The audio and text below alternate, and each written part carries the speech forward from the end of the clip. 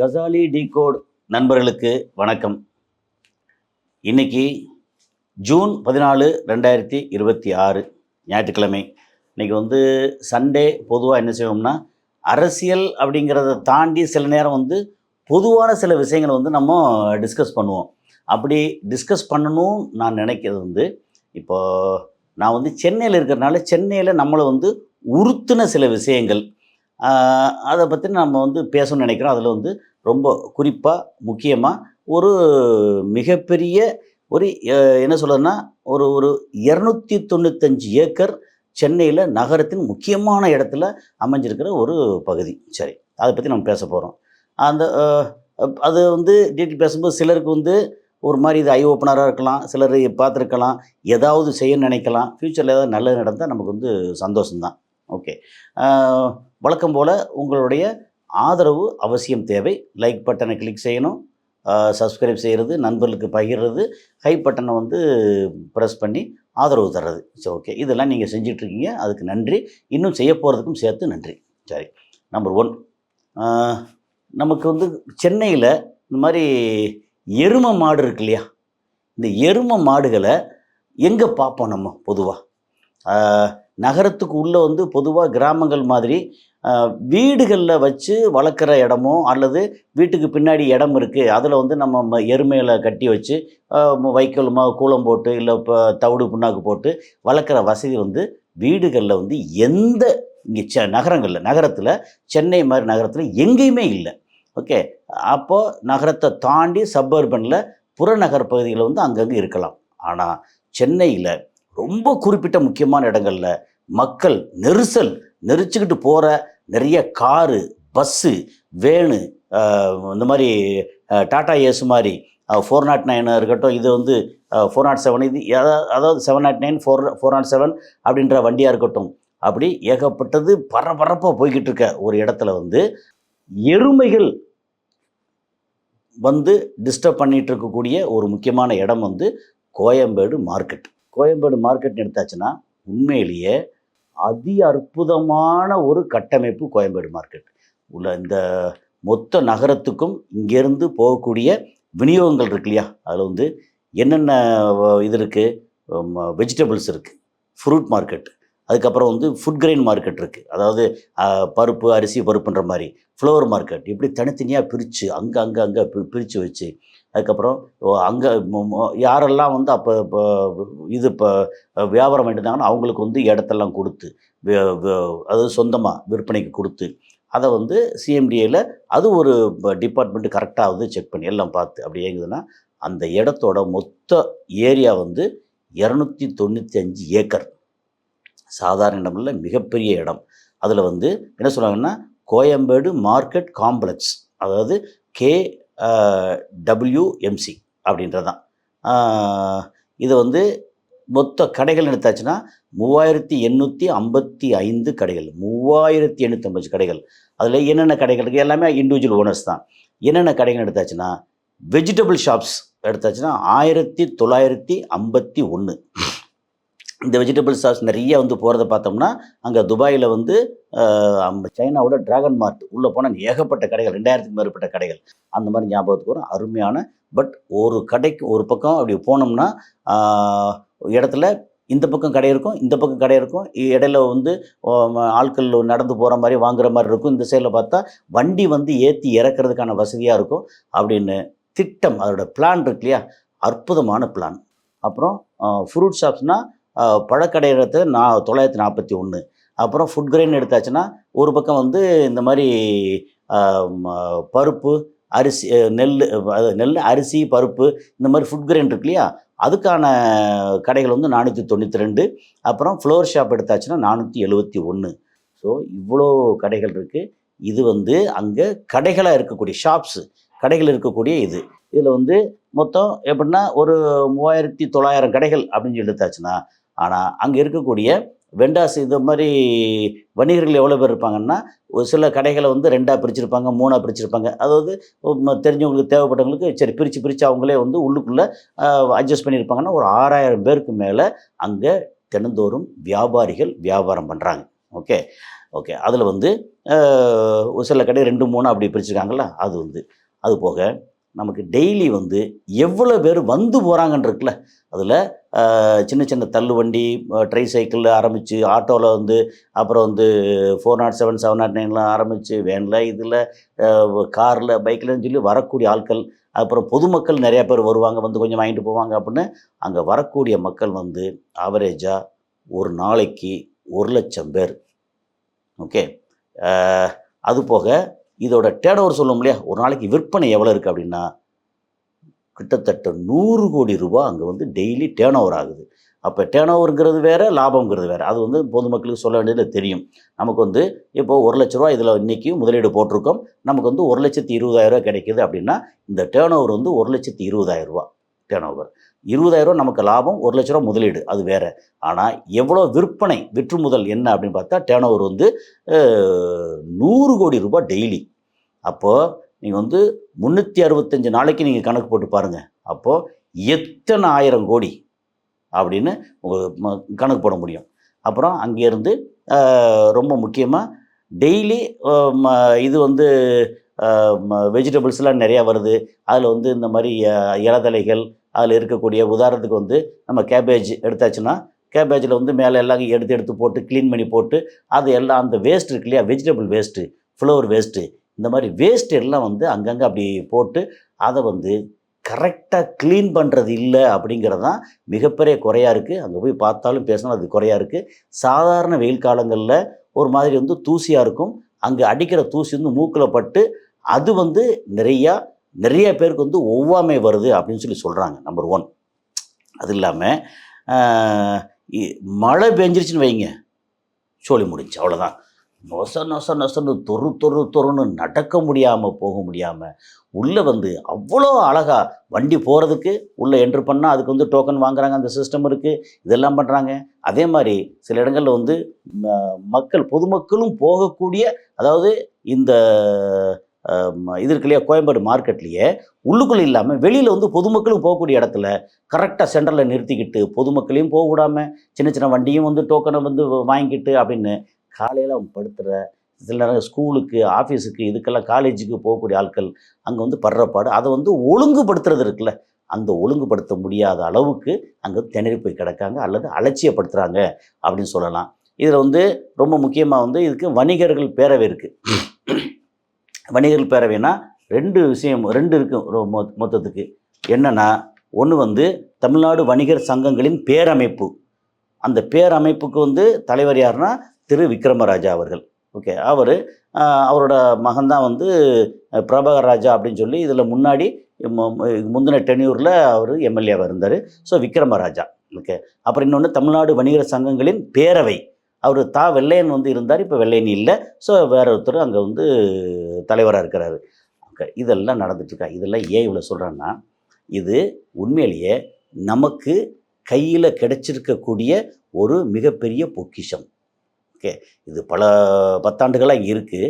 ஆனால் அங்கே உள்ளே போய் பார்க்கும்போது வைத்தறிச்சலாக இருக்குது. என்னென்னா, இவ்வளோ பேர் வர்றாங்க, இவ்வளோ போகிறாங்க, 100 கோடி ரூபாய் டேர்ன் ஓவர். இதில் வந்து க்ளீன் பண்ணுறதுக்கு, ஓகே, ஒரு 10 பேரோ 20 பேரோ 30 பேரோ வாட்டவர் அதில் போட்டு, எப்போ வந்தாலும் வந்து இறங்குதா அடுத்த அரை மணி நேரத்தில் எல்லாம் க்ளீனாக இருக்கணும், போட்டு டான் போட்டு எப்போ பார்த்தாலும் சுத்தமாக இருக்குது அப்படின்னு வைக்கிறதுக்கு என்ன கொள்ள போச்சு. இதே இது அப்படியே கம்பேர் பண்ணால் துபாயில் நீங்கள் வந்து வெஜிடபிள் மார்க்கெட்டு போங்க, மீன் மார்க்கெட்டு போங்க, ஒன்றா துபாயை பற்றி இதெல்லாம் பேசுகிறோம்ல, அங்கே நல்ல விஷயங்கள் இருக்கு இல்லையா, அந்த நல்ல விஷயங்கள் நம்மளால் ஏன் வந்து கடைப்பிடிக்க முடியலை? காரணம் வந்து அலட்சியம். அங்கே துபாயில் மீன் மார்க்கெட்டு போனாலும் மீன் கவிச்சி கன்றாவியாக அடிக்காது. இங்கேயும் அதே மாதிரி கடலை பிடிச்சி வந்து அங்கே வைக்கிறது தான், இங்கே வைக்கிறது தான். ஆனால் அங்கே வச்சுருக்க சுத்தம், அதே மாதிரி மக்களுக்கு வந்து நோய் பரப்பாமல் மக்களை வந்து மதித்து, அதே மாதிரி வெஜிடபிள்ஸ் வந்து வச்சுக்கங்களேன், அங்கே லோக்கலில் விளையக்கூடிய வெஜிடபிளும் அங்கே இருக்குது, அதுக்கப்புறம் இம்போர்ட் பண்ணுற வெஜிடபிளும் இருக்குது. ஸோ வெஜிடபிள்ஸ் வந்தால் அழகாக அப்படியே டிஸ்பிளே பண்ணி மக்கள் வர்ற இடத்துல கன்றாவியாக இல்லாமல், அந்த காய்கறியோட தோல் இருக்கு இல்லையா, அதெல்லாம் சீவி போட்டு நடக்கிற இடத்துல தொறுன்னு இல்லாமல் அவ்வளோ சூப்பராக இருக்கும். நீ வந்து கம்பேர் பண்ணணும், துபாயோட இதை கம்பேர் பண்ணணும். சரி, அப்புறம் இங்கே வந்து 100 கோடி ரூபாய் டேர்ன் ஓவர் ஆகுதுன்னா, சும்மா எல்லோரும் வந்து கையிலேருந்து கட்டுக்கட்டாக பணத்தை எடுத்து கொண்டு வந்து அப்புறம் அப்படியே வந்து பணத்தை போட்டு அதுக்கப்புறம் ஓஹோன்னு சொல்லி வர்றது அப்படி இல்லை. அந்தந்த அன்னன்னைக்கு வந்து வட்டி, கந்து வட்டி, மீட்ரு வட்டி, இந்த வட்டி, அந்த வட்டியை வந்து ஒழிக்க முடியாது, அட்லீஸ்ட் வந்து கட்டுப்படுத்தலாம்ல. அதாவது எளிமையான ஆட்கள் வந்து இன்றைக்கி கிடைக்கக்கூடியதுக்கு அவசரமாக வட்டிக்கு வாங்கி அவ்வளோ பாடுபடுறாங்க. வட்டி தொழில் பண்ணுறவங்க அங்கே வந்து ஓஹோன்னு இருக்காதா சொல்கிறாங்க. நான் நிறைய விசாரிச்சுட்டு அதுக்கப்புறம் தான் இதை பேசுகிறேன். உண்மையிலேயே வட்டி அது வந்து ஒரு டைமில் 2001 to 2006 அப்படின்னு நினைக்கிறேன். ஆமாம், அப்போ வந்து மேடம் ஜெயலலிதா அவங்க வந்து இந்த மாதிரி கந்து வட்டியெல்லாம் ஒழிச்சாங்க. ரொம்ப ஸ்ட்ரிக்டாக வந்து நடவடிக்கை எடுத்தாங்க. அந்த நடவடிக்கை இனியும் எடுக்கணும். எளிய மக்கள், பாவப்பட்ட மக்கள் உண்மையிலேயே வட்டிக்கு வாங்குறது தப்பு இல்லை, வாங்குங்க. ஆனால் அளவான வட்டி. ஓகே, ரத்தத்தை பூரா உறிஞ்சிற மாதிரி அப்படி மீட்ரு வட்டி, அதாவது மணிக்கு ஒரு வட்டி அந்த மாதிரி இல்லாமல் வட்டியை வந்து கொஞ்சம் கரெக்டாக இது பண்ணணும். அப்புறம் அங்கே இருக்கிற பேரவை, அங்கே இருக்கிற சங்கங்கள் இருக்கு இல்லையா, அவங்க வந்து கொஞ்சம் முன் வந்து எல்லாம் இந்த அங்கே உள்ள வணிகர்களுக்கு, எளிய சாதாரண வணிகர்களுக்கு நல்லது பண்ணணும் அப்படிங்கிறது தான் முக்கியமான இதில் விஷயம். ஓகே, இப்போ வந்து எரும மாடு ஒரு பக்கம் வந்து பார்த்தா உள்ள வாட்டுக்கு 20, 30 எரும மாடு அப்படியே போகுது. அதுக்கு பின்னாடியே வர வழியெல்லாம் அவசரமாக போக வேண்டியவங்க. ஆனால் என்னென்னா ரோடு எடுத்திங்கன்னா ரோடு வந்து அகலம் குறைவு, இங்கே போக முடியல அப்படிலாம் கிடையாது. அகலமான அருமையான ரோடு. நீங்கள் வந்து 30 அடி, 33 அடி, 50 அடி, 25 அடி, எல்லா விதமான அதுவும் எல்லா இடத்துலையும் ரோடு வந்து தேவையான அளவுக்கு அப்படி அகலமாக சூப்பராக போட்டு வச்சுருக்காங்க. அத்தனையிலையும் இந்த மாதிரி இங்கே கடை வந்து ஒரு 3900 கடைகள் இருக்குது அப்படின்னு சொல்லியாச்சுன்னா, ரோட்டில் வியாபாரம் பார்க்குறவங்க எக்கச்சக்கமாக இருக்காங்க. அது எத்தனை தெரியல, ஒரு இதை விட அதிகமான ஆட்கள் அங்கே இருக்கணும். அந்த ரோடில் இருக்காங்களா, சரி, அவங்க எளிய மக்கள் ரோட்டில் இருக்காங்க, ரைட், ஓகே தான். ஆனால் அந்த ரோட்டை ஆக்குபை பண்ணிட்டு வண்டி போக முடியாமல் இது முடியாமல் படுத்துகிற பாடு, இதெல்லாம் வந்து சரி பண்ணணும். நமக்கு கையில் வந்து கோல்டு மாதிரி பெரிய பொக்கிஷம் கிடச்சிருக்கு. அந்த பொக்கிஷத்தை வந்து டெய்லி 20-30 பேர் எக்ஸ்ட்ரா போட்டு, இருக்கிறது பத்தாது, எக்ஸ்ட்ரா போட்டு கூட்டணும். அதே மாதிரி மழை பெஞ்சிருச்சுன்னா அச்சோ, ஏற்கனவே சொன்னது தான், கன்றாவியாக உள்ள கால் வைக்க முடியாமல் தொறுன்னு சகதியாகவும் இதாகும். ஏன்னா இந்த மாதிரி அழுகி போன அந்த வெஜிடபிள்ஸோட இலதலைகள் இருக்குல்ல, அதெல்லாம் விழுந்துச்சுன்னா அவ்வளோ மோசமாக. அங்கே கரெக்டாக அந்த நேரத்தில் என்ன ஆகும்னா, இந்த மாதிரி அழுகி போனது மண் இன்னும் எல்லாம் சேர்ந்து வரும்போது உடனே வந்து பூஞ்சை, பாக்டீரியா எல்லாம் சேர்ந்து நம்மளை வந்து உடனே இம்மிடியேட்டாக வந்து நோய் பரப்பும். இந்த மக்கள், அங்கே போகிற மக்களை எத்தனை பேருக்கு வந்து நோய் பரவி இருக்குது. இந்த மாதிரி மழை பெஞ்சிருச்சுன்னா எத்தனை பேர் தும்மல், காய்ச்சல், இருமல் அப்படின்னு சொல்லி பாடாப்பட்டு மாத்திரையை போட்டுக்கிட்டு ஆஸ்பத்திரிக்கு போய் எவ்வளோ பேர் அலையிறோம். அதுக்கு காரணம் வந்து சுத்தமின்மை. இதை வந்து இன்னும் ஒரு 50 பேர் எக்ஸ்ட்ரா போடுங்களேன், என்ன குறைஞ்சி போச்சு, 100 கோடி ரூபாய் டர்ன் ஓவர், எல்லாம் சேர்த்து மொத்தத்துக்கு கலெக்ட் பண்ணுறீங்கள, இன்னும் எக்ஸ்ட்ரா கலெக்ட் பண்ணலாமல் பண்ணிவிட்டு எப்போ பார்த்தாலும் மழை பெஞ்சா சல்லுன்னு ஓடுது. உண்மையிலே ட்ரைனேஜ் சிஸ்டம் அங்கே இருக்குது, அதெல்லாம் பார்த்தா அவ்வளோ அருமையாக இருக்குது. என்ன சுத்தம் இல்லை, அலட்சியம், எனக்கு என்னன்ற மனப்பான்மை. இதை கண்ட்ரோல் பண்ணக்கூடிய அங்கே சிஎம்டிஏ அரசு அதிகாரிகள், அவங்களுக்கு வேறு என்ன வேலை? சும்மா உட்காந்து அப்படியே வந்து வேலைக்கு சாப்பிட்டுட்டு அப்படியே கையெழுத்து போட்டு போக வேண்டிய வேலை தானே? அலையணும், என்ன நடக்குதுன்னு பார்க்கணும், நடவடிக்கை எடுக்கணும், சங்கங்களை சம்மந்தப்பட்டவங்களை கூப்பிடணும், எல்லாம் கூப்பிட்டு இந்த மாதிரி ஏன் பண்ணல, எப்படி செய்யலாம் அப்படின்னு சொல்லி கரெக்டாக கேட்கணும். பண்ணுறதுக்கு வந்து ஆட்களை போடணும். ஏன் இப்போ வந்து இந்த மாதிரி உருபாசிர் சுமித்துன்னு சொல்லி தெருக்களை பூரா அருமையாக க்ளீன் பண்ணிட்டுருக்காங்க, அவங்கள வச்சு இன்னும் நல்லா க்ளீன் பண்ணணும். அப்புறம் மழை பெஞ்சாலும் வந்து மழை மலேசியாவில் பாருங்கள், டெய்லி மழை பெய்யுது, அங்கே பேஞ்சா அடுத்த அரை மணி நேரத்தில் 1/4 மணி நேரத்தில் எங்கே போச்சுன்னே தெரியாது. அப்படி தண்ணி அவ்வளோ சுத்தம். ஏன் நம்மளால் பண்ண முடியாதா?